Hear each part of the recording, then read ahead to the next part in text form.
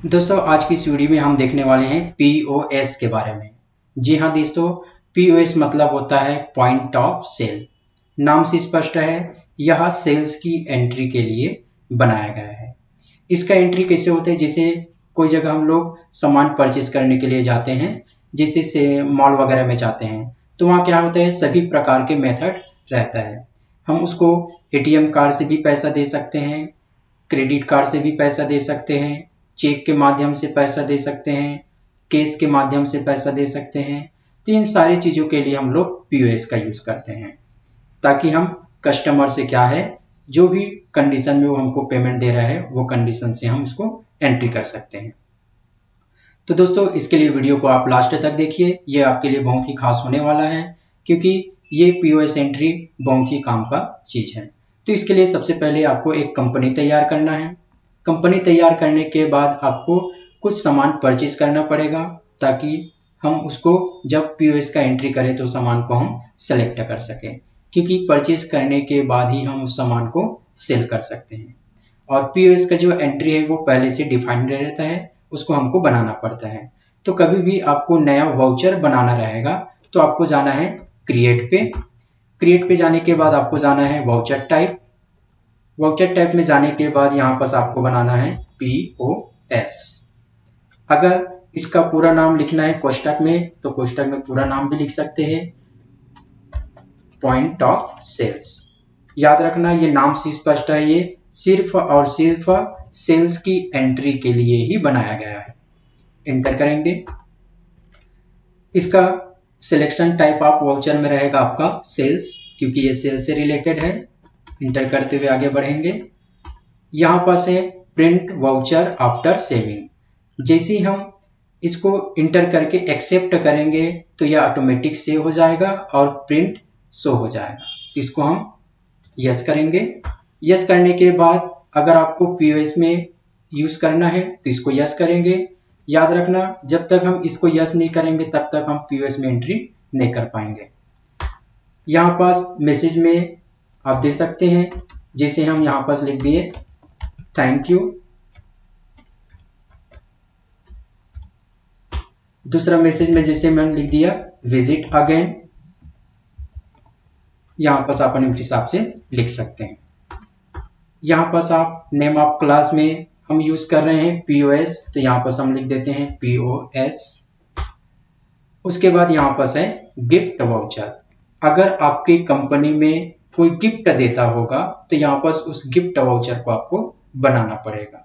अगर gift voucher नहीं देता है तो आपको क्या करना है, आगे बढ़ जाना है, और बनाना रहेगा तो आप कीबोर्ड से अल्टर सी करके आप बना सकते हैं। जैसे मैं बना दिया दिवाली ऑफर। उसके बाद इसका जो ग्रुप है आपको संडे डेप्टर बनाना है। इंटर करते हुए आपको आगे बढ़ के एक्सेप्ट कर देना है। एक्सेप्ट करने के बाद दूसरा आ गया है आपका क्रेडिट डेबिट कार्ड पेमेंट। जैसे कस्टमर हमको पैसा देगा क्रेडिट कार्ड या डेबिट कार्ड के माध्यम से, तो हमारे कौन से बैंक अकाउंट में आना चाहिए। तो यहाँ पास आपके पास जो भी बैंक रहेगा यहाँ आपके पास शो हो जाएगा। तो आप चाहते हो कि बैंक ऑफ बड़ौदा में वो आना चाहिए तो बैंक ऑफ बड़ौदा सेलेक्ट कर सकते हैं। स्टेट बैंक ऑफ इंडिया में आना चाहिए तो state bank of India use कर सकते हैं। मतलब आपके पास जो भी बैंक खाता है उस बैंक खाता को यहाँ ऐड कर देना है।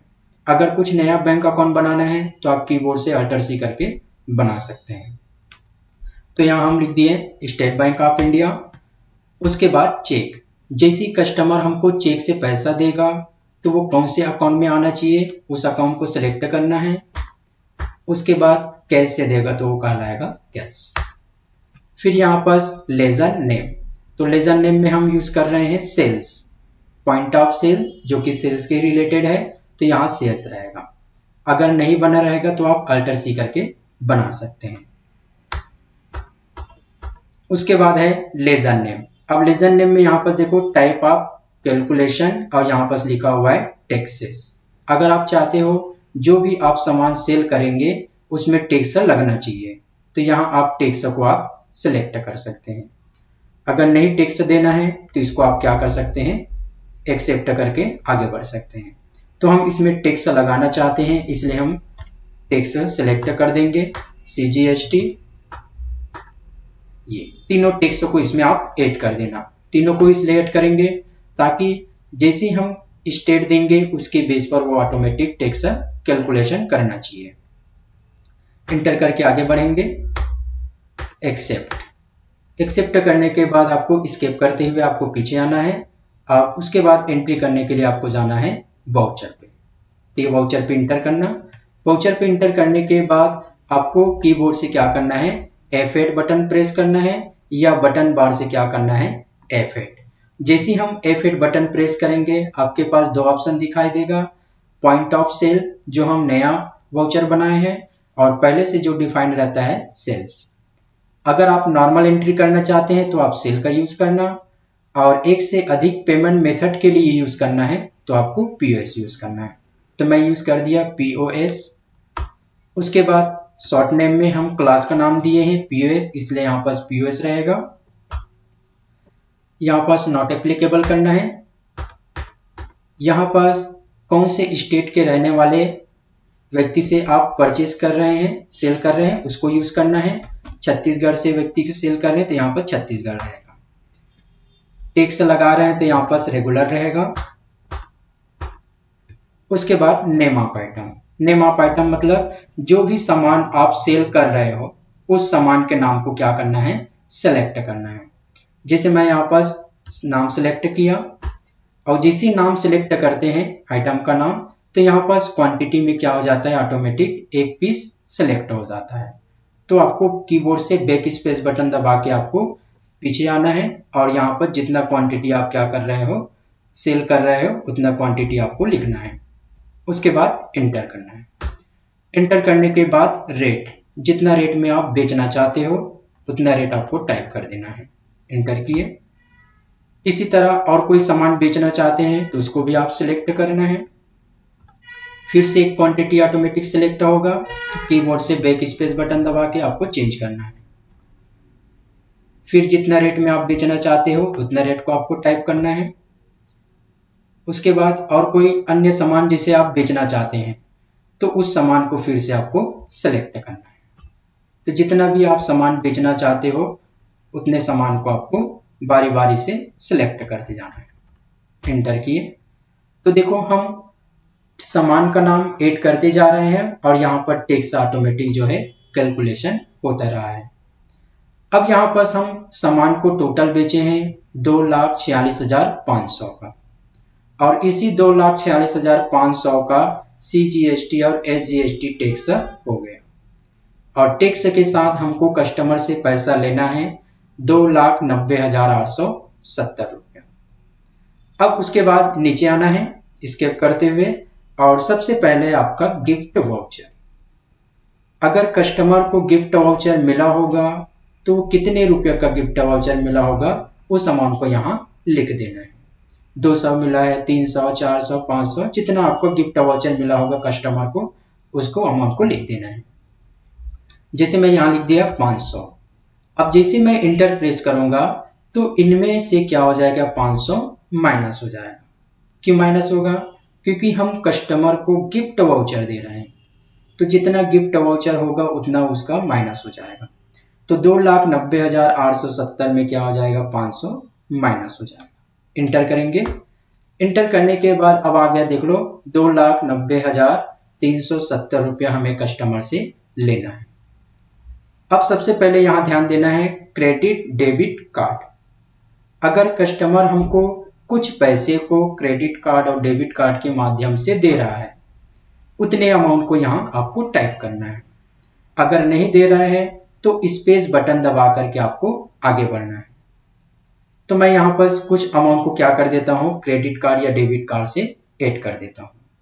जैसे 2,90,370 में से 50,000 रुपये को क्या कर दिया, कस्टमर हमको क्रेडिट कार्ड से या डेबिट कार्ड से दिया है, हम टाइप कर दिए।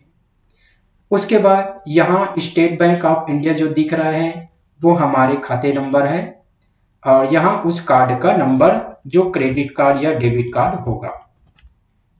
इंटर करेंगे। इंटर करने के बाद यहाँ पास हो गया चेक।